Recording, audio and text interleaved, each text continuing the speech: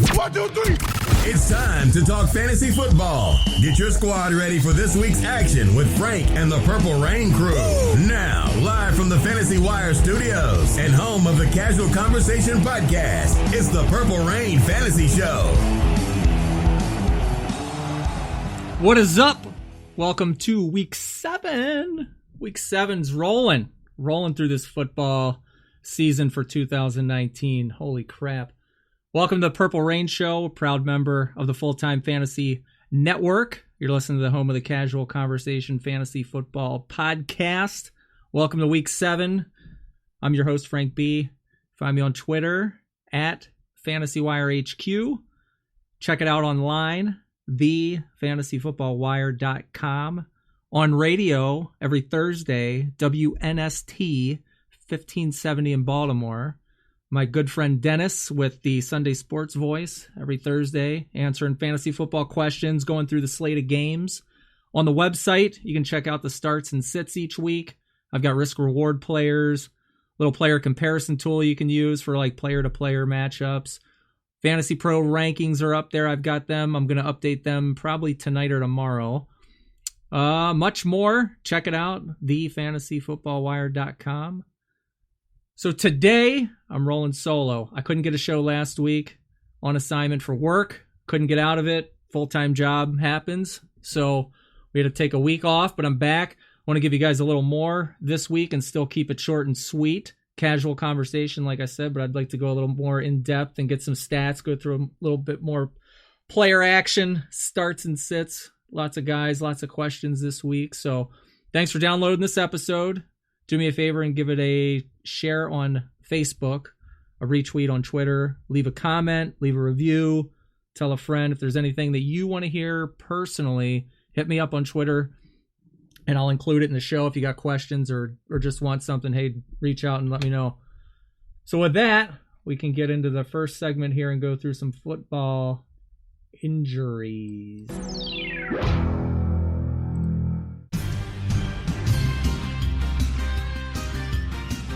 The Week 7 Fantasy Football Injury Report. Some guys we're not going to see again this year. Tight end Will Dissly, Seattle Seahawks. He was coming around, looked like a breakout start for his second year in the league. I was pretty impressed. I was getting ready to pick him up or try to trade for him. And with that, it's over. In 6 games, he was leading all tight ends with 4 touchdowns, 4th in the position in fantasy points. But yeah, he's done. Achilles. Fantasy impact for the Seahawks. I mean, you're looking at Luke Wilson or even Ed Dixon as a sneaky stash. If you can grab him, he should be coming back from his own injury this week or maybe next week, I believe. Amari Cooper, wide receiver for the Cowboys, quad injury. Impact there. I mean, Michael Gallup's your guy. Randall Cobb, he's kind of banged up with a back, but they're going to get a little bump in action. Philly's secondary is pretty bad, so even without Cooper on the field, I think Dak is still going to be your QB1, but, you know, kind of funnel everything to Gallup or Cobb. Washington Redskins, Chris Thompson, foot injury, kind of still waiting on some more details on that. You'd figure it's Adrian Peterson's backfield until he's back. I know Thompson is kind of, you know, that should be okay kind of injury history, but we'll keep an eye on that if you have him in on your squads here. Emmanuel Sanders, Denver Broncos, knee. The Denver Broncos. I'm not overly concerned. I think he'll be all right, but just keep an eye on it up until game time. You never know. It would kind of stink to have that be one of your game time decisions. Oh, he's not playing. Same with Josh Gordon for the Patriots. Knee injury the other week. He looked all right. It didn't look terrible. He's kind of hobbling off, but he didn't come back to action. Remained on the sidelines. He was riding a bike and stuff, you know, second half of the game. But without Gordon in the lineup for the Patriots, you're looking at Jacoby Myers. You're looking at Edelman, of course, top target, and Philip Dorsett if he can get back for week 7. So I like those guys to fill in. Just some light injuries, kind of nothing crazy, but Baker Mayfield with a hip, James Conner with a quad. The concussion protocol. Dak Prescott, he was evaluated last week but came back to action. Jeff Swaim for the Jags. Geronimo Allison for the Packers. Whoa. Yeah, Devontae Adams should be back, but if he is not, and you have no Geronimo Allison. Oh boy, that was pretty ugly against the Lions there. So I never liked the concussion protocol because you could lose a guy like Dak for the game and he comes back, or you could lose a guy for 3 to 5, game. It's hard to say. You never know how that concussion protocol stuff rolls. So it's been kind of getting quicker, it seems like, but the first year they implemented that protocol where they're going to yank you out of the game, they're going to buzz down from the booth and get you off the field. If you remember, those situations were always much longer. So, and then injured, not really on the fantasy radar. I don't know. Deebo Samuel, he had a groin, nothing crazy there, but I wouldn't look too far into that. So let's jump into it. Who do we like this week for starts and sits? I got some guys up on the website that I like this week just for some matchups. But otherwise, let's roll through some quarterbacks, and then we'll jump into the running backs, wide receivers, tight ends. Just some guys this week that I'm kind of looking at, like a start of the week and that. I kind of like the Bills, but let's roll through here. I got a Kyler Murray going up against the Giants. I think he's hot this week. Giants, I mean, they've allowed every quarterback to score at least 21 fantasy points, except for Washington's duo of Keenum and Haskins in week 4. But man, Murray, at least 20 fantasy points, 3 of his past 4, 59 points over the past 2 outings against Cincinnati, Atlanta. Man, you got to love him this week, right? I mean, he's got a great ceiling, runs around like crazy. I absolutely love him this week. On the other side of the ball, Daniel Jones, I like him too, actually. I think it is a good matchup for him. Even with Patrick Peterson back for the Cards, I still like Jones. He's not going to have Barkley. Well, I guess if his ankle or whatever, he's going to play maybe. Evan Ingram, you got to keep an eye. Shepard.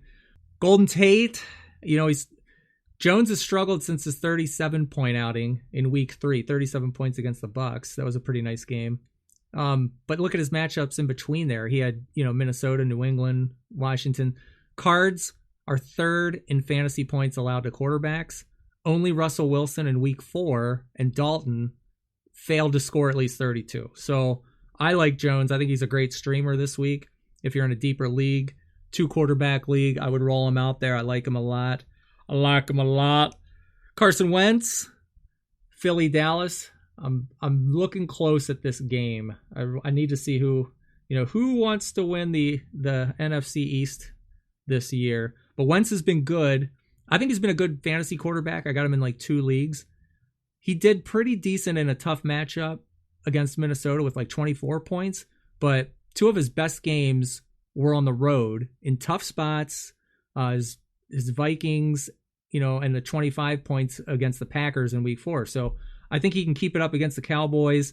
Dallas has struggled. They struggle with Sam Darnold coming back. He scored 23. And in the past 4 games against Dallas, Wentz is averaging like 250 passing yards, 9 touchdowns, and 1 pick. So I like him this week. I'm not scared to start him. Throw him out there. I don't know if he's going to be that money, but we'll see. Jared Goff facing the Atlanta Falcons. And I know after last week's game with 78 passing yards, I think he's overdue for a big game. The matchup against the Falcons, I think, is exactly what he needs. Only Miami allows more fantasy points to opposing quarterbacks than the Falcons. So the last 5 quarterbacks in a row scored at least 20. That's Deshaun Watson and Murray. Goff, he had 1 fantasy point at home last week. That's terrible. But I mean, Atlanta, come on. This is like his breakout performance right here. I'm starting him this week. I'm not scared to start him. Roll him out there. Dak Prescott, we just talked about him, but I would go back to Prescott this week. He may have not had his, number 1 receiver with Cooper banged up, but man, I don't think that really stops me from starting him against the Eagles. The Eagles defense, I think it is that bad. They got 4 quarterbacks that have scored at least 24 points in 6 games. So they're giving it up. Prescott has at least 25 in 4 of 6 games. I think he's going to lean on Michael Gallup, Ezekiel Elliott. Even Jason Witten can get in the mix. Bug test. So I think with Cooper out, if Cooper's out, last 2 games against the Eagles last year, Prescott combined for 52 fantasy points. So I'm not afraid to start him. I'm going to roll him out. I got him in 1 league. He's kind of the only QB I got. There's like nobody. It's a deep league. Nobody else is out there, but I will start him. For some boom or bust players, I'm looking at Gardner Minshew against the Bengals. I think my gut says he's going to have a good game, but I think, he had his worst game of fantasy in week 6 against the Saints, but that's the Saints, man. They look locked and loaded with a couple fantasy points. He didn't do well at all, but I think he bounces back against the Bengals. It's kind of similar to Goff. This is what he needs, the matchup he needs to get back on track. 4 of the past 5 quarterbacks against the Bengals scored at least 21. Minshew can get that. I like it. I like his ceiling. Bengals cornerback Drake Kirkpatrick, his knee injury, he's out for this game. He got injured against the Ravens. So without their top corner, I like DJ Shark a hell of a lot more too. We'll get to him in a little bit here. Jacoby Brissett for the Colts, matchup against the Houston Texans. Brissett, these are, if you see a common theme here, these are guys coming off some pretty bad performances. So I'm putting them in that boom or bust category, risk reward on the site. But yeah, Brissett had his worst performance in week 5 at the Chiefs. That was right before the bye. So he's coming off a bye week. He's healthy. He scored at least 21 fantasy points in 3 games in a row. The Texans have allowed at least 22 to 3 of the past 4 opposing quarterbacks. So, I think it's great. If this game turns into a shootout, I think it's tailor-made for him to have a nice high ceiling. But then again, it is a boom or bust. It could go the opposite any given Sunday. # because fantasy. Jimmy Garoppolo for the Niners. I think he's a boom or bust guy this week. He hasn't really been a good fantasy quarterback this season. He's probably got you by if you're in a league or a deep league, 2 QB. But I think he's only got 1 game with more than 20 points. So week 2, that was week 2 on the Bengals. This should be a good outing for him against the Redskins. Redskins they've allowed 4 or 6 quarterbacks to score at least 25. So I think if you need, maybe you're on the fence or you got to roll the dice with him, I'd throw him out there. It's a risk reward, but I think he could get it done for you. On the sits, I'm going with some sits here. Andy Dalton, don't like him against the Jags. Jalen Ramsey or no Jalen Ramsey. I think he had 22 against the Cards in week 5, and then he scored, he only put up like 13 or something against the Ravens in week 6. It's hard to count on him against the Jags. I don't see him being able to do much. Jacksonville's allowed a combined 29 fantasy points to Kyle Allen and Teddy Bridgewater. Think what you want there, but I think Dalton's kind of going to be in that same boat. Dalton's offensive line is terrible. They've been an issue all year. So, I think the Jags get pressure with 4. They can drop the rest in coverage and lock him down. Phillip Rivers, same kind of deal in Tennessee. He struggled his past 2 games. Bad offensive line. Same formula here. Tennessee's got a stout defensive line. They allow 15 or so fantasy points per game to opposing quarterbacks. I think same formula. They can get pressure with their front 4. There's no need to blitz. Vrabel's a defensive guy. I can see him dropping everybody in coverage and picking Rivers off a few times. He could throw up some ducks or interceptions there. Sam Darnold, I know he looked good last week, but against the Patriots, that defense is stout. They are kicking ass. I just don't like him in this game. Bill Belichick, we all know he does what he does, takes away your best weapon, but the New England defense is just on a different level than the Cowboys.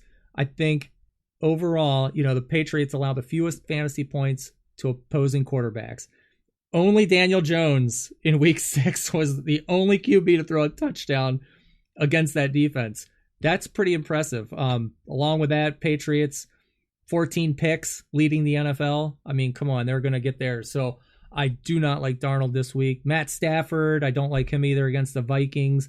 The Vikings are a desperate team this week. They cannot go winless against division opponents. So I am not touching Stafford. He looked pretty decent against the Packers. I didn't think he was awful, but his last 5 meetings with Minnesota, Stafford's averaging 201 for passing yards a game, 3 touchdowns, 1 pick. I mean, it's not bad, but over those games without a touchdown, I mean, you don't. Yeah, who are you going to take out of the Kenny Galladay? They're going to focus on him. Trey Wayans. You figure the Vikings are going to play some ball control with Dalvin Cook. Packers ran the ball quite well against the Lions. I just see it as more of a ball control for Minnesota. But Stafford, yeah, I think he's got 1 game with more than 20 fantasy points in his last 4, so I'm going to stay away from him. We can get into some running backs. See this? I'm trying to give you more games, more players. So Broncos, Royce Freeman going up against the Chiefs. I know Phillip Lindsay is your obvious start, right?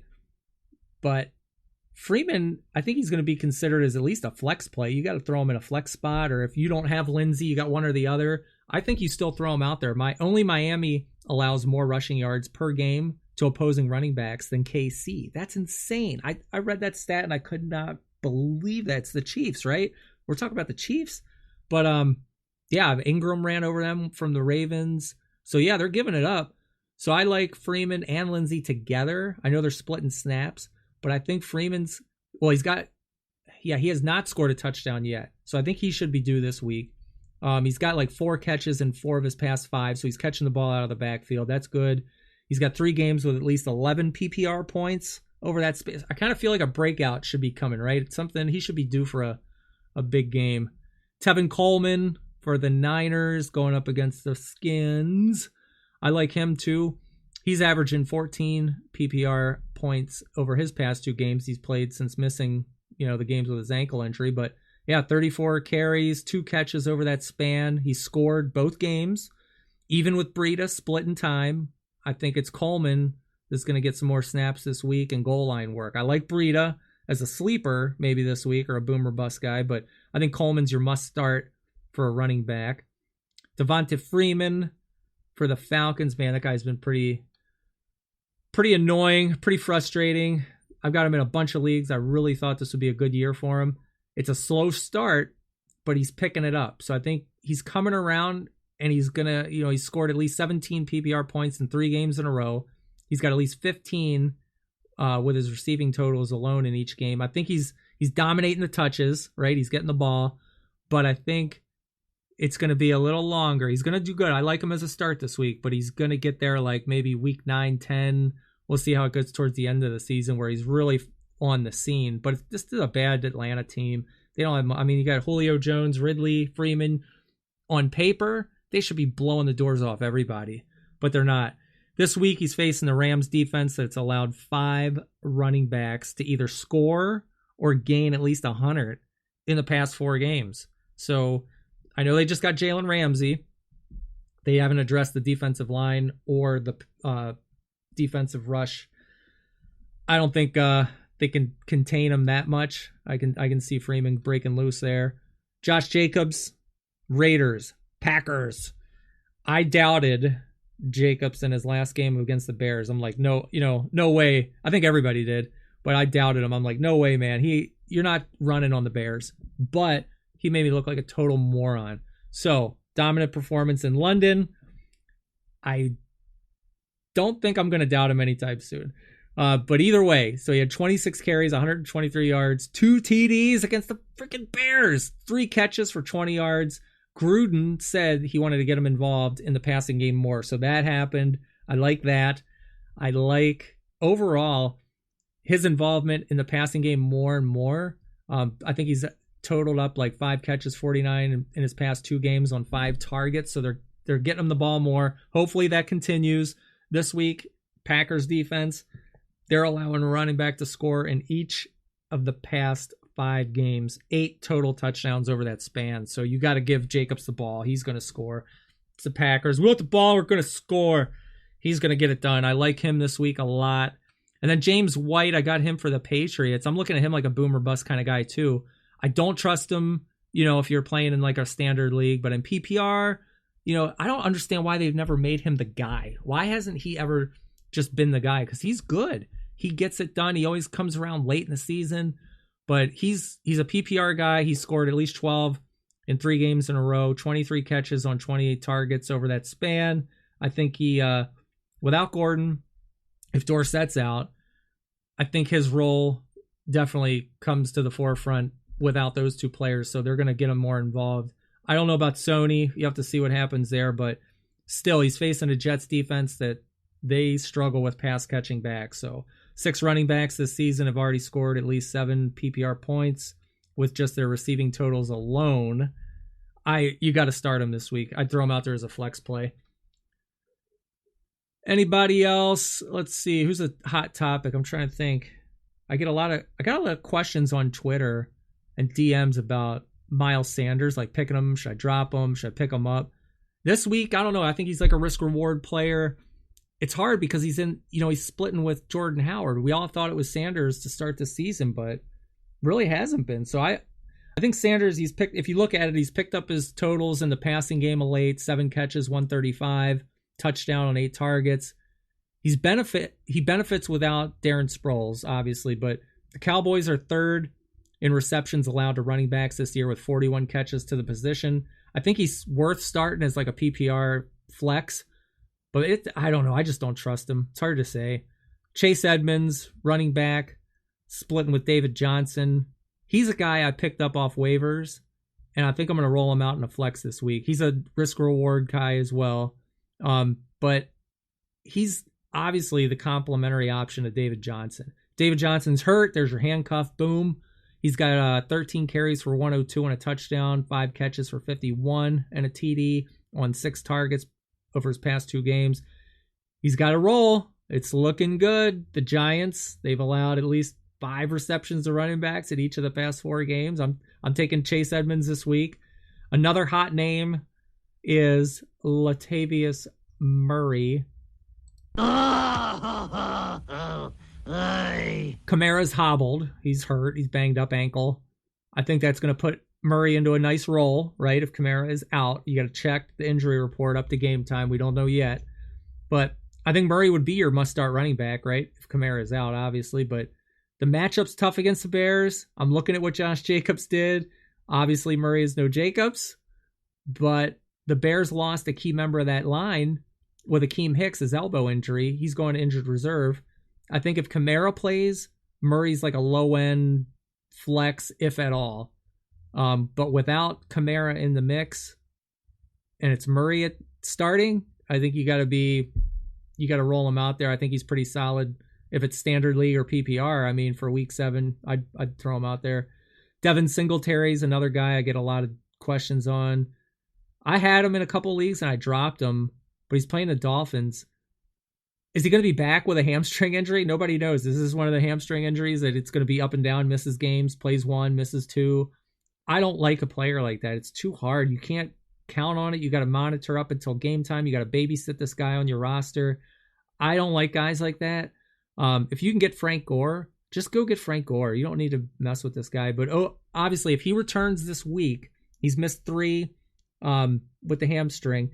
If he returns, I think his role as the complimentary back to Gore, maybe he gets about 10 touches, 15 touches, but he's got a chance to do damage in that role because he'll take the PPR points and with catches, and the Dolphins allow the most fantasy points to opposing backs, so you gotta lock them up in there. Doing some sits. I'm looking. Who do I not like this week? David Montgomery for the Bears. I don't know. He was a big letdown in week 5. I can't see him doing anything. He had 11 carries for 25 and a touchdown, 1 catch for 11. God, do you see him doing any better against the Saints with those kind of numbers? The Saints are number 5 in fewest fantasy points allowed to backs. The Bears just placed their guard, Kyle Long, on injured reserve. Chicago's O-line struggling. Mitch Trubisky is Trub's back. The shoulder injury. Maybe he's out again. I don't know. Chase Daniel in there. I like him even less. So I'm just trying to, I don't know. I think I'm going to avoid Bears players this week.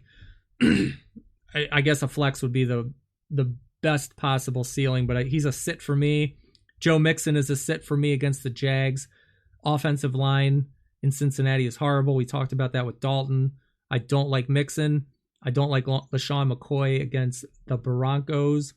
I know the Broncos got gashed by Fournette, but that's Leonard Fournette. I mean, things have changed since then. The past 2 games against the Chargers and Titans, the Broncos pretty much shut down Melvin Gordon and Derrick Henry. Why would McCoy be no different, right?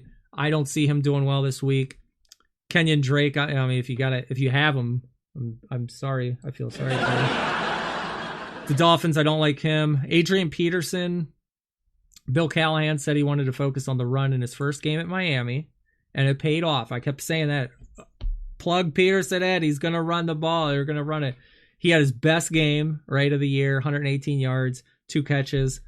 Maybe his role, now if Thompson's out, will improve. So keep an eye on that. This week, though, I don't like him against the Niners.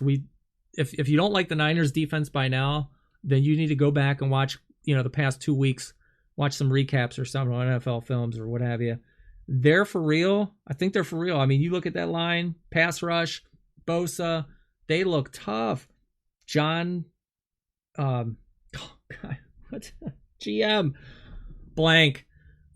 He's building a good defense there. It's pretty obvious. The blueprint is defense. He's building it. I don't like Peterson going up against that defense this week. San Francisco has just destroyed ground games this week. They've allowed 0 touchdowns to a running back, and that's a matchup they've had Mixon, Connor, and Chubb. Why is Peterson any different? I don't think he is. I doubt he's going to get, a crack at the end zone. He is a sit. And then Melvin Gordon, he's one too, man. Hot topic all the time on Twitter. Should I drop Gordon? Should I get Gordon? Should I play Gordon? That's all I hear. I don't know. I stayed away from him this year in fantasy. I just didn't know with the contract deal and then when he comes back. But I talked about it on a podcast spot here before this week. He's got to trust himself to play. If he's playing not to get hurt, eventually he's going to have to say, forget it. I just got to play the game, because he's going to get hurt by trying not to get hurt. So most of the running backs that have been sits have offensive line concerns. That's huge. It is impossible for a good back, no matter how good they are, to overcome a bad offensive line. Look at Le'Veon Bell. I mean, he's not what he was in Pittsburgh this year. He's doing decent, don't get me wrong, but he's not blowing it up like he did in Pittsburgh. So the Chargers are banged up against that line. Gordon, I mean, he's found little running room in the 2 games he's played since the holdout. So against Denver and Pittsburgh, Gordon has had 20 carries for 49 yards and no touchdowns. That's terrible. He had 7 catches for 37 on 10 targets. But I think maybe he falls into the end zone against the Titans. They've allowed a running back to score in 2 of the past 3. But I'm just concerned the overall production. So I see him as a flex option this week at best. Eckler's in the mix. I think they both are worthy of starting at a flex spot in a PPR league. But if you look at the return of Hunter Henry, I think it's going to be tough for maybe Eckler to kind of produce at the consistent basis that he was. So I'm going to go with Gordon. It's a boom bust. I don't know. I can't even see him booming, man. I'm just going to go as a sit. So next, let's get into some receivers. DJ Shark. I like the Shark. Shark burned my ass because I looked at that Carolina matchup the other week, and I was like, man, Carolina's defense is shutting down receivers, top receivers too. I'm not starting them. And he goes off. Hashtag because fantasy. So I love the hashtag. Listen, timeout, because every time all your stats lead you one way, or all of your gut feelings lead you one way, or the eye test leads you one way, and you're like, it's a lock. It goes the other way. It's like the any given Sunday kind of thing. But that's a because fantasy. You can get pissed, you can get upset, but you just got to laugh and shake your head and be like, because fantasy. Just because fantasy. That's it. So that's why I hashtag it. If you see it on Twitter, I just like to roll players' names out and hashtag it with that, because they're players that have upset me in the moment, pissed me off, or made me laugh. So I just figured I'd share it. So DJ Shark, like I said, I was concerned about his matchup against the Panthers and then his other matchup against the Saints. Now, he had his worst game of the season with 7 PPR points, 3 catches, 43 yards. Minshew did not do him any favors either, but I think he bounces back this week against the Bengals. Like I said, no Dre Kirkpatrick, top corner for the Bengals, out with a knee injury, so you gotta love Shark this week a lot. Bengals have allowed 4 touchdowns to receivers this season, but Shark Minshew magic, I mean, I think it's back this week. Michael Gallup, absolutely. Going against the Eagles, Gallup had his worst game too against the Jets. He only had like eight points. I started him and was pretty disappointed, but this week I think he bounces back. The Eagles secondary is terrible. They're allowing the most fantasy points to receivers. Gallup gets a boost with no Amari Cooper, like we discussed earlier. He scored at least 12 in his first 3 games. I mean, they were both averaging like 100 yards a game. The Eagles have allowed 9 receivers to score at least 12 this year, so I feel very good about Gallup. Brandon Cooks, he's gone 4 games in a row without scoring a touchdown, right? So you're going, why would you start him? But this week, it's the Falcons. It's the Falcons. He's due for a breakout. I'm going for the breakout. I like players that are due, just like in baseball. This guy's cold. He's up at bat. You're looking at him. If you're a fan of the game or the team, you're looking and you're going, man, he's just due for a homer. And then boom, he's breakout performance. So I think it's this week for Cooks. Falcons allow the 3rd most fantasy points to receivers behind the Eagles and Giants. So I like all the Rams receivers this week. Cooper Kupp, Robert Woods, Cooks. Start them all, every league.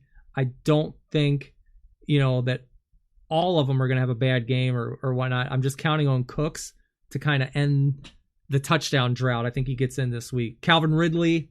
Ridley's another one. My guy Dan Krell, Danny boy. He's always asking me about Calvin Ridley all the time. Ooh, here we go. All the time. But listen, Calvin Ridley this week, the Rams, it's hard to say with Jalen Ramsey up there now, but I still like Ridley as like a number 2 or 3 this week. He scored in the past 2 games against Houston and Arizona. I think he's got the ability to stay hot this week.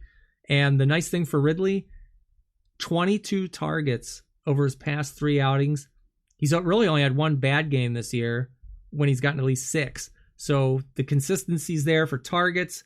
I expect this game to be high scoring. I think Ridley's got a nice opportunity for a big week. Alshon Jeffrey for the Eagles. Every time I have him in 1 league, but every time I think he's going to have a bad game and I don't start him, he does the opposite. He pulls a because fantasy on me. But this week I'm going to start him against the Cowboys. Jeffrey scored at least 11 PPR points in all 4 healthy games he's been able to play. Touchdown in each of the past 2 meetings with the Cowboys. Come on. Cowboys struggled with Robbie Anderson and Crowder last week. So I like him this week. I think he's going to kind of do the same in a game that could be high scoring. I would trust him as like a high end 2. Nice, definitely a nice flex. So I'd plug him in there. Let's talk a little bit about Allen Lazard. The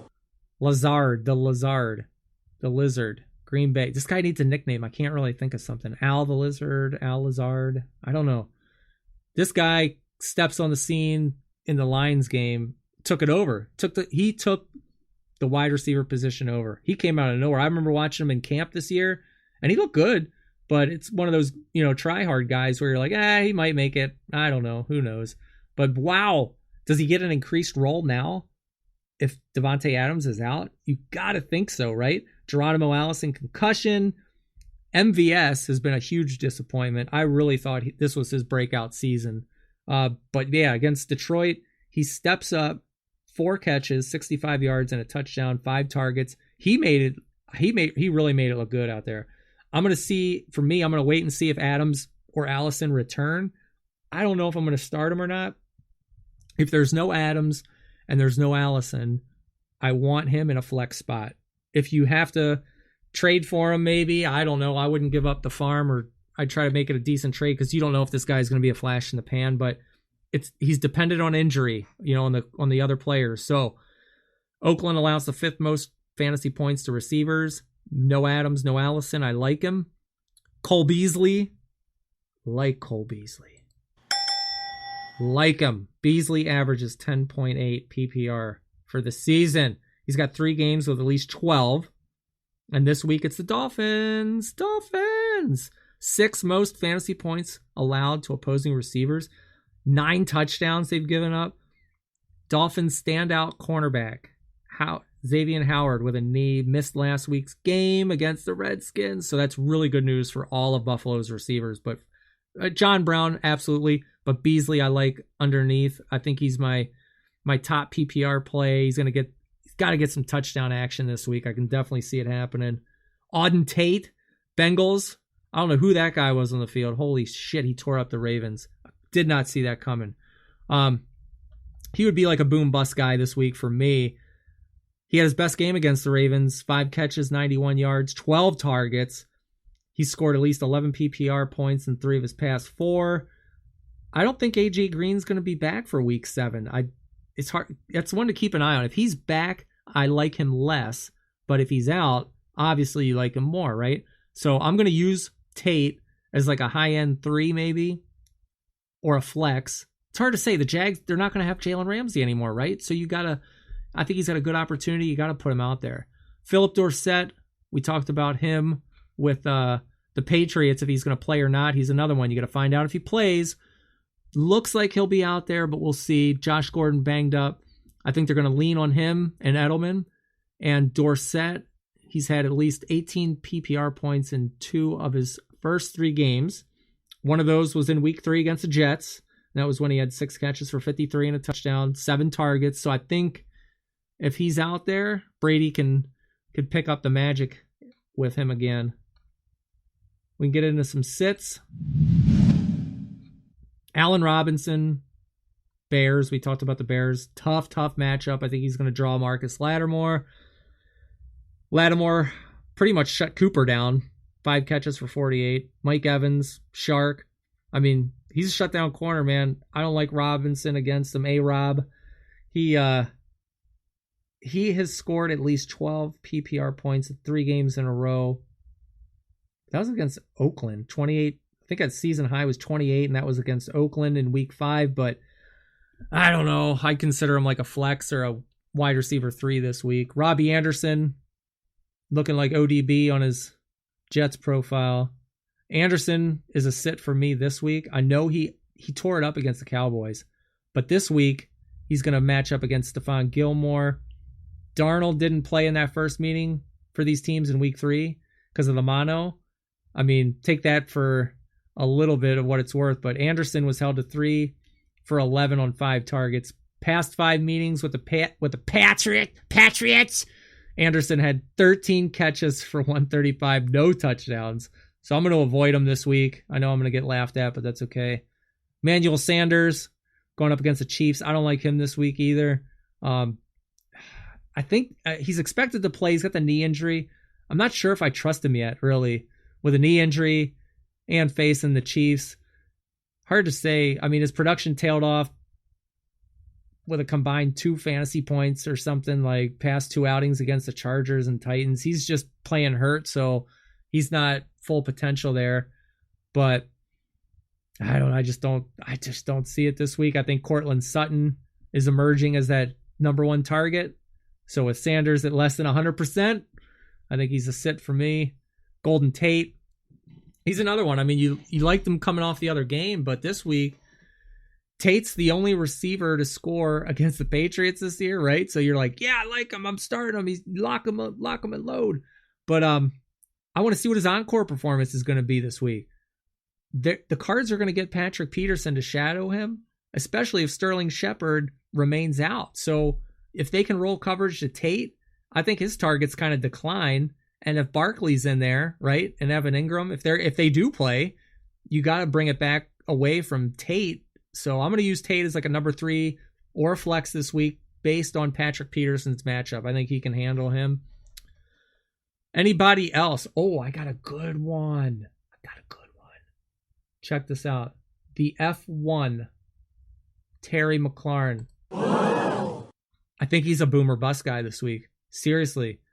He's matching up against the Niners. I know he's been hot God, he's been he's a guy I don't have, but man, I want to get. I've offered some trades for people and they turned me down. Nobody wants to trade him.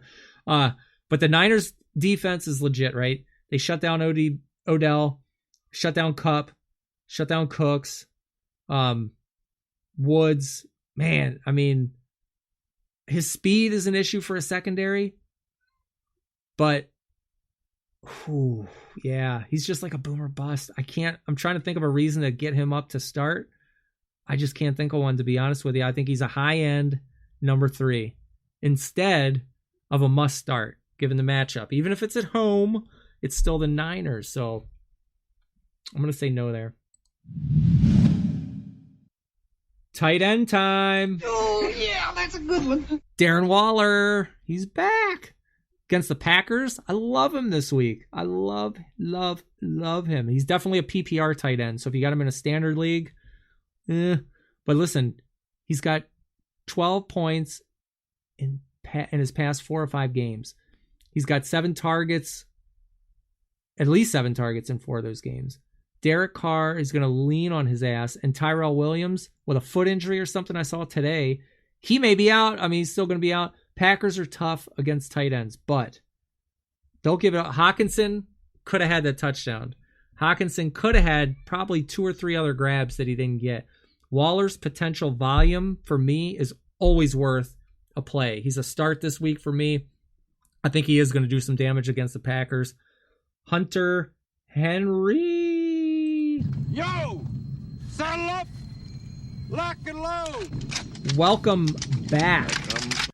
His first game since hurting his knee, 8 catches, 100 yards, 2 touchdowns, 9 targets. Love it. So now he's got a Titans defense that has struggled with tight ends. And a tight end has either scored or gained at least 100 receiving yards against Tennessee in the past 5 of 6. Lock and load. Hunter Henry. Jason Witten. Boog. Tess. Boog. Tess. Witt. He's going to get, we talked about him earlier, going back to Dak Prescott. He's going to get an uptick in targets if Amari Cooper's out, if Randall Cobb's banged up. So I do like him this week. I would start him if you're in a pinch and you need a tight end. Tight end position group is super thin. Deeper the league, the tougher it is with a tight end group. So I think he's worth using as like a low end starter if Cooper's out. Anybody else? Dawson Knox. Buffalo Bills tight end. He had a bad game at week 5. 3 points or something. He's averaged like 11, but I don't know. It's Miami. You got to love everybody that plays Miami. You love them all. It's Miami. So I'd use Knox as like a streamer. If you deep league, streamer play. Gerald Everett for the Rams against the Falcons, same deal. Run him out there as a streamer maybe or sub. Some tight end sits. Eric Ebron back to being bum worthy. I didn't like him not last year, the year before, and I shit on him a lot. And then last year he was hot. Everybody's like, "You asshole, you're a moron." I didn't pick him up. Whatever. I don't trust that guy. I think he's back on the bad end. I don't trust him as a starter in most leagues right now. Now maybe if it's Andrew Luck in there, we got a whole different story. I completely agree. I know what you're thinking. But 2 games this season with more than 7 PPR points. 2 games, and it was the 2 games where he scored a touchdown. Tennessee and I think Oakland. He has yet to top 3 catches for 450 yards in a game. Houston is number 2 in fewest fantasy points allowed to tight ends. I'd rather use Jack Doyle. Go Jack Doyle. He's a low-end starter in PPR, but if you got to decide between both, I'm sitting Ebron this week. I'm starting Doyle. Jared Cook, he was one that we cut a while back. He had 1 decent game and went off a little bit. Ooh, here we go. He scored touchdowns in his past games against Tampa Bay and Jacksonville, but the stat lines are not there. The huge stat lines are not there. So the games against the Bucs and the Jags, he combined for 7 catches, 78 yards on 9 targets. Now he's dealing with an ankle injury or something, and he's going to face the Bears. So to me, I don't like this matchup. Chicago comes into the game having not allowed a tight end to score since week 1. So, and they just held Darren Waller to his worst game of the season, one of the top tight ends. So I'm sitting Jared Cook, TJ Hawkinson. I think he could be like a boom or bust. It's hard to say. It's the Vikings. He had a he had a rough outing in week 6 against Green Bay. Like I said, he dropped a touchdown. He had a couple other that could have been catches. He finished the game with 4 for 21, 6 targets. So they're targeting him, but he's not getting it done. I don't know how I feel with him against the Vikes. They have yet to allow a tight end to score this season, and that's matchups with Austin Hooper, Jimmy Graham, Darren Waller, Zach Ertz. Yeah, so I think he's a boomer bust. He could go off because it's, any given Sunday kind of thing. If you got him and that's all you got, then I guess you got to run with him. But if you got somebody better, I wouldn't do it. The Jimmy Graham experience for the Packers, I'm done. I'm over it. Done. I was honking that all year a while back, and no, done. So Jimmy Graham's a sit. He has failed to take advantage of a great situation. I mean, I cannot believe 2 games without Devontae Adams, and he just doesn't get it done. I don't understand it. He can't. They target him. Rodgers will throw him the ball. He'll drop the easy catch, and then he'll catch the insane one that you should drop. So I can't figure this guy out, but he's not taking advantage of the opportunities. The Raiders have allowed 3 touchdowns to tight ends, and that's Kelsey, Ebron, and Doyle, I believe. But Graham's only got 1 in his past 5 games. So that's without Adams against Dallas and Detroit. So I don't know. I don't like him, man. Graham combined for 5 catches, 58 yards on 8 targets. I don't know. You can give him one more chance if you want, but he's a dud for me. I do not like him. All right, well, I hope that got you set up for starts and sits. That was a lot. I need to get a drink of water. I don't have any water. Well, that was a lot. I hope you guys got something out of that. Run through it. I'm going to talk about those guys on the radio spot this week too. I really like some of the starts this week. I think we got some good matchups for week 7. Pretty excited for the games this week. I had it on Twitter with my wire must-watch games this week. Let me find that. This is good podcast time here. I've got the Saints and Bears. Can Teddy keep it going? I've got the Ravens and Seahawks. I've got the 2 Spider-Man gifs. The 2 Spider-Mans pointing at each other gif right there. GIF, however you say it. Eagles, Dallas. Show me. Don't tell me. Patriots and Jets. Jets opportunity to make a big move. Big move right here. So those are my games that I'm kind of really honing in on this weekend. On the other side of the ball, let's talk about some players that are on a short list. These are players we're probably gonna cut this week. So Vince, Screw you! You're fired! You're fired! Whoa! You're fired! You're fired! whew, I love Vince McMahon. I love him. Quarterback, Andy Dalton, I think you're gone, buddy. I mean, I can't believe the ownership across fantasy leagues, considering I don't think he's gone over like 260 in 4 straight games, 0 touchdown performances, no AJ Green, bad offensive line. I am cutting him loose. Chris Thompson, he's another one for the Redskins. He's owned in like 90% of leagues. He's pretty solid in PPR formats, but the production has fallen way off in the last 2 weeks. So he's injured a lot, and now we're hearing about another injury. So for me, I don't want to keep him any longer. He's gone. And Josh Gordon, how about this one? I just cut him loose. If you can trade him on name value, do it. I did it, and I landed a good player in return. But listen, Gordon is either a drop for me. I know I'm going to take some heat, but that's okay. But listen, you got to don't carry this dead weight on your roster. It's week 7.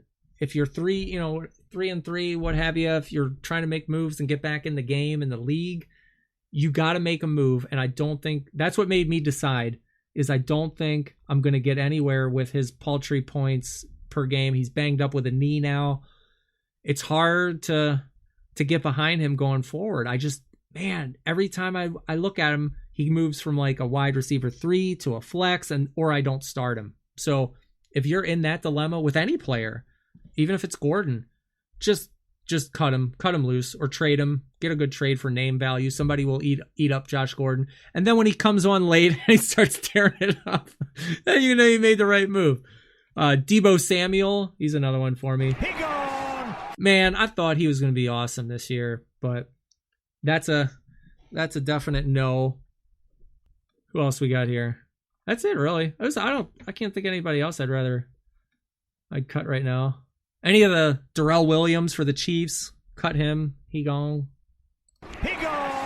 You don't need him anymore. I don't know. I think that's about all I got for those guys.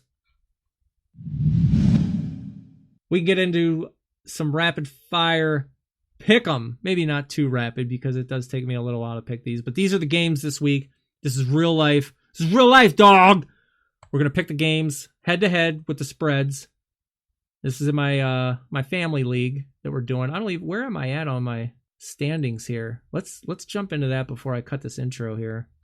I'm in 5th place out of 8 people doing it this year. My best week was week 2. Second best week was week 5. Worst week was week 1. But let's make some picks.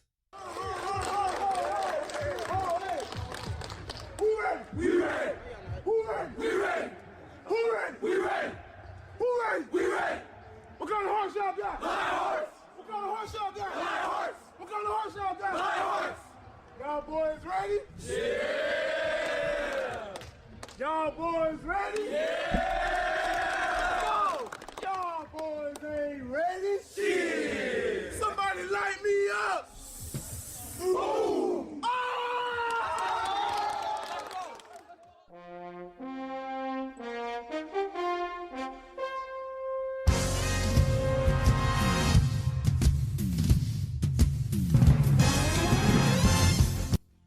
Best music ever. We're approaching the 50-minute mark, so I'm going to roll through these so I can get you guys out of here in an hour. Chiefs, Broncos. Broncos getting plus 3.5. Give me the Chiefs. That stinks. No, I want Chiefs all day in that. Niners and Redskins.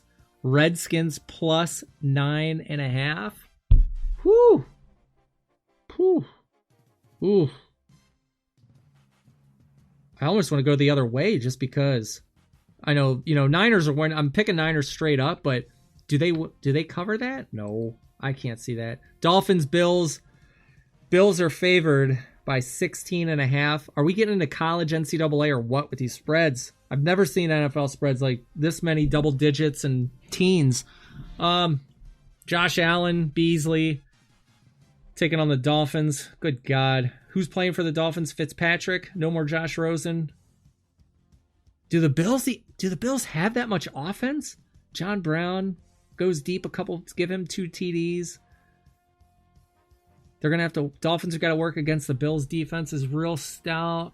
I can't do that. That's just too big. I'm not picking that. I'm staying away from that. Texans, Colts. Colts are favored by 1.5. No way. I like Houston. Deshaun Watson is your wild card there. Vikings and Lions. Vikings. Yeah, in Detroit. Detroit is favored by 0.5. A hook. 0.5. Yeah. I'm going to the Vikings. I like the Vikings in that. I think they win straight up, and I think they win by at least 3. Jags. Bengals. Bengals plus 3.5. Give me the Jags. Rams at Falcons. Falcons plus 3.5. Give me the Rams. Absolutely. Cardinals, Giants. Now the Giants are favored by 2.5. This is in New York. Might be a little cold. Cardinals. God, New York is banged up. I still like the Cards. Boy, that's an underdog pick right there. I'm going with the Cards again because, God, they can just light you up. And I'm taking Cards straight up in that. They can take that. Raiders. Packers. The Packers. Packers are favored by 6.5. Ooh. Raiders without... If the Raiders had Tyrell Williams playing, I would like them a hell of a lot better. The Packers may not have Devontae. This is a tough call. They're in Lambeau, so I'm going to give them 3. I'm going to go the Raiders. And you know what? Yo! Saddle up! Lock and load! It's going to be my lead pipe lock. You know why? Because the Packers are almost a mirage of offense. It hasn't clicked yet. They're getting by, but it hasn't clicked yet. I don't see it clicking this week either. Chargers, Titans. Titans favored 2.5. Ryan Tannehill at quarterback now against the Chargers. Give me Tennessee. I'll take that. I think Chargers are probably getting most love on that game, but I'll take Tennessee. The Chargers line was horrendous. Saints and Bears. Bears are favored by 3.5. Trubes. If Trubes is playing, you got to like the Bears a little more, right? If he's not playing and it's Chase Daniel, you got to go with the Saints. But I think either way, that quarterback position for the Bears is too inept against the Saints. The Saints are just rolling quietly here for the 2019 season. I like them. Eagles, Cowboys. Cowboys are favored by 2.5. I like I don't know. This is a tough one. Who's for real? I don't know who is for real yet. Eagles. Dallas is at home. I think Jason Garrett can clap us right into a victory there. I'm gonna take Dallas. They win by. It'll be a close game. I think they can win by 3. Patriots and Jets. I'm going Patriots all day. Jets were getting 9.5. And then my game that I got a real close eye on. Ravens out at Seattle. Seattle's favored by 3.5. I'm sorry, Ravens flock. I love you, but Seattle is just too good at home. They can get it done. Marcus Peters, familiar opponent, but I don't think it's enough, man. I think Seattle can get that done. So let's roll with that. Purple rain, purple rain.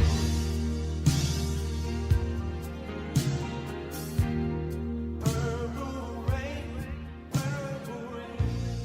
Right on time. I can get you guys out of here at 60 minutes. So that's going to wrap up week 7. And as always, thank you very much for listening, supporting the show. Drop a comment. Share this episode. Hit me up on Twitter. Every Sunday from 8 to noon is LiveWire Sunday. Post up your player matchup questions, who to start, who to sit, and I will answer them in like rapid fire. I will literally get them as quick as I can, as quick as they come in. I guarantee you will not have to, get left hanging for a response. I will get you as quick as I can. So anything you want to hear on a podcast, if you want me to break your fantasy roster down, shoot me a DM and tell me, send me a couple screenshots, and I'll profile it on the podcast. I have no issues. I'll do it anytime. Let me know. Get in touch with me. I'd be glad to do it. And as always, good luck to everyone this week in your fantasy leagues. Check back for next week's episode. I appreciate you guys listening. And when it all goes wrong, hashtag it because fantasy. Yeah, all right, this press conference is over. Go away. No, it's over, Phil. Police It's over. That wraps up today's episode. For even more fantasy football content, find Frank on Twitter at FantasyWireHQ and online at thefantasyfootballwire.com. Be sure to tune in next week, and thanks for listening.